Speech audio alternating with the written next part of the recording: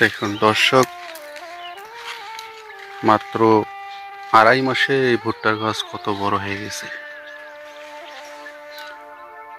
এটি লাগানো হয়েছে অর্থাৎ অগ্রহায়ণ মাসে, অগ্রহায়ণ, পৌষ মাঘ অর্থাৎ অগ্রহায়ণের মাঝামাঝি সময়ে লাগানো হয়েছে এই ভুট্টার গাছ।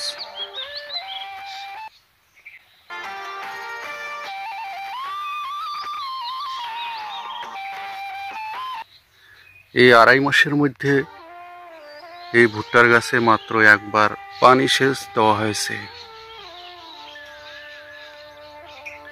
এবং এই আড়াই মাসের মধ্যেই এই ভুট্টার গাছগুলোকে তিনবার যেটা কীটনাশক ওষুধ দিয়ে স্প্রে করা হয়েছে বিভিন্ন রকম পোকার আক্রমণ থেকে রক্ষা করার জন্য।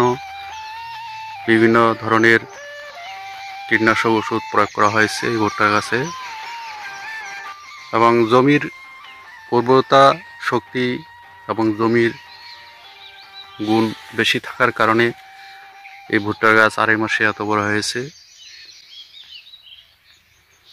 এছাড়াও এই মাটিগুলো নদীর অঞ্চলে অর্থাৎ নদী এলাকার অর্থাৎ প্রতি বছরে নদীতে বন্যায় প্লাবিত হয়ে এই মাটিগুলি, এই জমিগুলো পলি এবং কাদায় পরিণত হয় এবং সেই সাথে জমিগুলোর উর্বরতা শক্তি বেড়ে যায়, যার কারণে এই ভুট্টার গাছ দ্রুত সময়ে বৃদ্ধি পায়।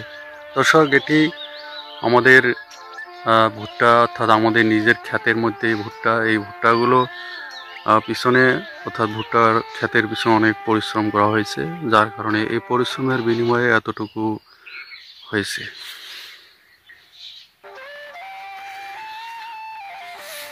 এই ভুট্টার চারাগুলো আমি নিজে লাগিয়েছি এবং নিজে সব কিছু যত্ন করেছি। ভুট্টার সারিতে যে লাঙ্গল চাষ অর্থাৎ লাঙ্গল টানে সেটাও আমি নিজে করেছি। এছাড়া ছোট ছোট আগাছাগুলো পরিষ্কার করেছি এবং সার প্রয়োগ করছি, পানি সেচ দিয়েছি একবার, হয়তো আর কিছুদিন পরে আরও একবার সেচ দেব। এর ফলে আরও গাছগুলো ভালো হবে এবং ফলন ভালো হবে, দানা হবে এবং গাছগুলো আরও শক্তিশালী মজবুত হবে।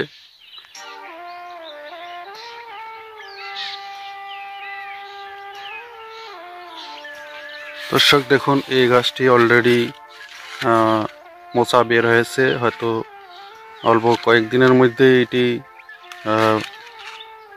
বড় মোচা হবে এবং এরপরেই ভুট্টার দানা হবে। ম্যাক্সিমাম গাছ ভুট্টার মোচা বের হওয়ার জন্য উপযুক্ত অলরেডি হয়ে গেছে।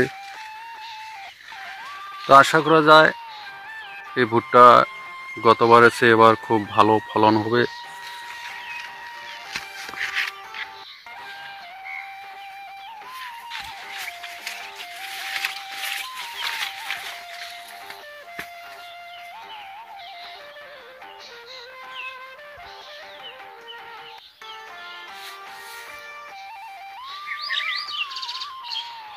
এই যে সামনে যে বিলটি দেখতেছেন, এই বিলের পানি এই ভুট্টার ক্ষেতে দেওয়া হয়েছে। এছাড়া যদি ভুট্টার ক্ষেতের আশেপাশে পানি না থাকে সেক্ষেত্রে কোথাও বোরিং করতে হবে, অর্থাৎ মোটর থেকে পানি নিয়ে আসতে হবে, তাহলেই আর কোনো সমস্যা হবে না। আর যদি আশেপাশে নদী নালা খালবিল বা পানি থাকে তাহলে সেখান থেকেও ভুট্টার সেচ ব্যবস্থা খুব ভালো হয়।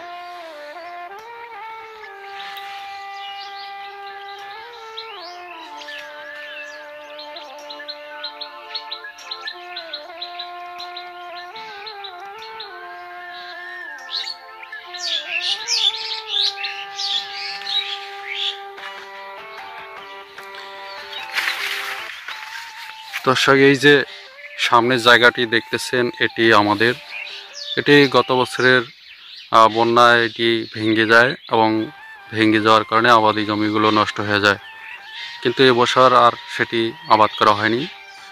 তারপরও এর কিছু অংশ আমি নিজে কেটে সমান করে ভুট্টা চারা লাগিয়েছি, খুব ভালো হয়েছে। আশা করা যায় ভুট্টাগুলো খুব ভালো হবে এবং ফলও ভালো হবে।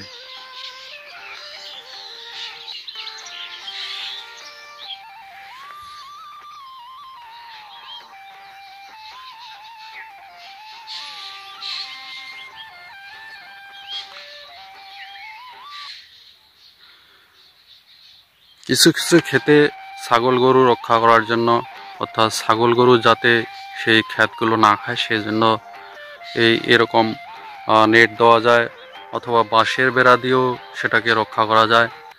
কিন্তু আমি সেই বাঁশের বেড়া না দিয়ে এই নেট দিয়ে ঘিরে দিয়েছি, যাতে চারাগুলো ছাগল অথবা গরু খেতে না পারে সেই ব্যবস্থা আমি করে দিয়েছি। তো দর্শক, আপনারা দেখতেছেন যে এই কিছু কিছু ক্ষেতে অবশ্যই এরকম নেট দিয়ে ঘিরে দিতে হয়, অথবা বাঁশের বেড়া দিয়েও সেটা ঘিরে দেওয়া যায়।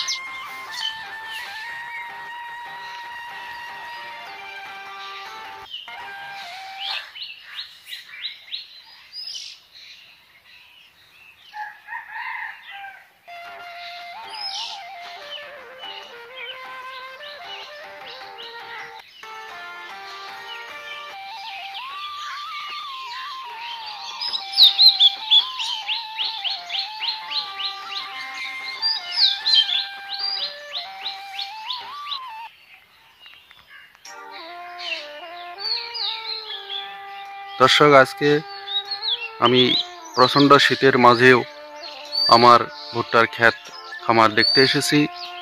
তো ভুট্টার ক্ষেত কেমন লেগেছে, কেমন হয়েছে একটু কমেন্ট বক্সে লিখে জানাবেন।